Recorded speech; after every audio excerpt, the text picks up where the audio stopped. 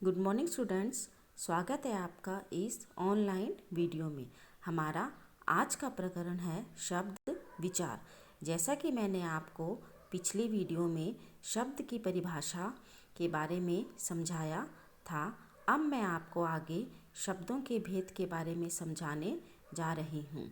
शब्द के 4 भेद होते हैं: अर्थ के आधार पर, उत्पत्ति के आधार पर, रचना के आधार पर, प्रयोग के आधार पर। अर्थ के आधार पर शब्द के भेद मैंने आपको पिछली वीडियो में समझा दिया था। अब मैं आपको उत्पत्ति के आधार पर शब्दों के भेद के बारे में समझाने जा रही हूँ। उत्पत्ति के आधार पर इसको भी आगे 4 भागों में बांटा गया है। क तत्सम शब्द, वे शब्द जो संस्कृत भाषा से शब्द हैं और हिंदी भाषा में प्रयोग किए जाते हैं, अर्थात जिन शब्दों को हिंदी भाषा में ज्यों का त्यों ही हम प्रयोग करते हैं, जैसे अग्नि, चंद्र, रात्रि आदि। तद्भव, आगे तद्भव शब्द, जो शब्द संस्कृत का रूप बदलकर हिंदी में प्रयोग होते हैं उन्हें तद्भव शब्द, जैसे हस्त, हाथ। हस्त को संस्कृत में कहते हैं, हाथ हिंदी में कहते हैं। गो संस्कृत में कहते हैं, गाय हिंदी में कहते हैं। अग्नि संस्कृत में आग, हिंदी में प्रयोग होता है। ग है देशज शब्द, अर्थात देश में उत्पन्न शब्द, अर्थात यह शब्द हमारे अपने देश में या किसी क्षेत्र विशेष में ही उत्पन्न होते हैं, अर्थात ये शब्द हमारे देश के अंदर ही से ही लिए गए हैं, जैसे थैला, ईंट, रोटी आदि। ख है विदेशी शब्द, विदेशी से ही स्पष्ट हो रहा है विदेशी भाषाओं से लिए गए शब्द, अर्थात जो शब्द विदेशी भाषाओं से हिंदी भाषा में प्रयोग किए जाते हैं उन्हें हम विदेशी शब्द कहते हैं, जैसे मशीन, साबुन, मास्टर आदि।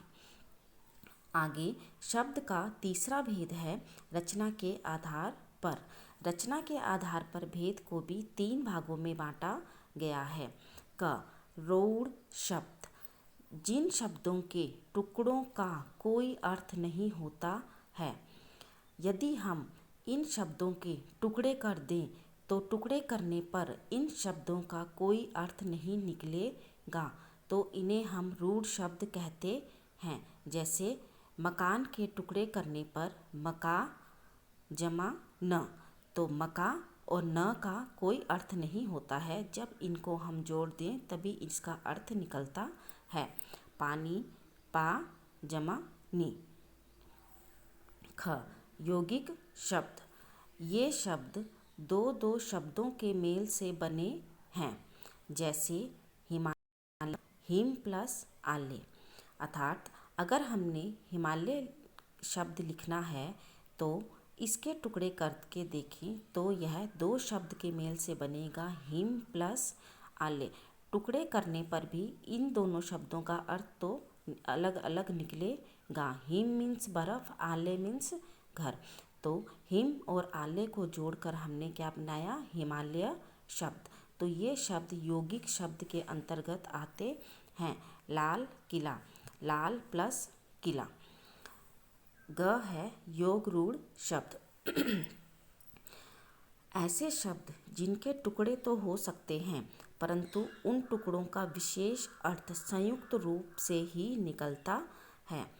अब समझिए, यौगिक शब्द में इनके टुकड़े करने पर हिम प्लस आले, हिम मीन्स बर्फ़, आले मीन्स घर, दोनों टुकड़ों का अपना अलग अलग अर्थ निकल रहा है।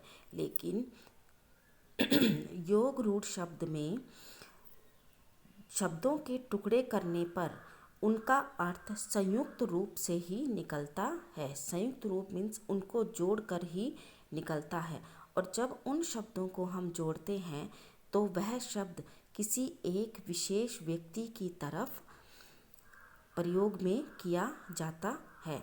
जैसे पीताम्बर, पीताम्बर पीत प्लस अंबर, पीले वस्त्र वाला। तो पीले वस्त्र वाला हम श्री कृष्ण जी के लिए प्रयोग में करते हैं। दशानन, 10 प्लस आनन, 10 सिर वाला। आप तो जानते ही हैं कि दशानन कौन था? रावण। ठीक है, तो यह रावण, दशानन शब्द और किसी व्यक्ति के लिए नहीं प्रयोग होता, यह सिर्फ रावण के लिए ही प्रयोग होता है। इसलिए योग रूढ़ शब्द वो होते हैं जिनके टुकड़े तो हो सकते हैं, परंतु उन टुकड़ों का अर्थ, विशेष अर्थ संयुक्त रूप से ही निकलता है। इन्हें योग रूढ़ शब्द कहते हैं। अब मैं आपको प्रयोग के आधार पर भेद अगली वीडियो में समझाऊंगी। धन्यवाद।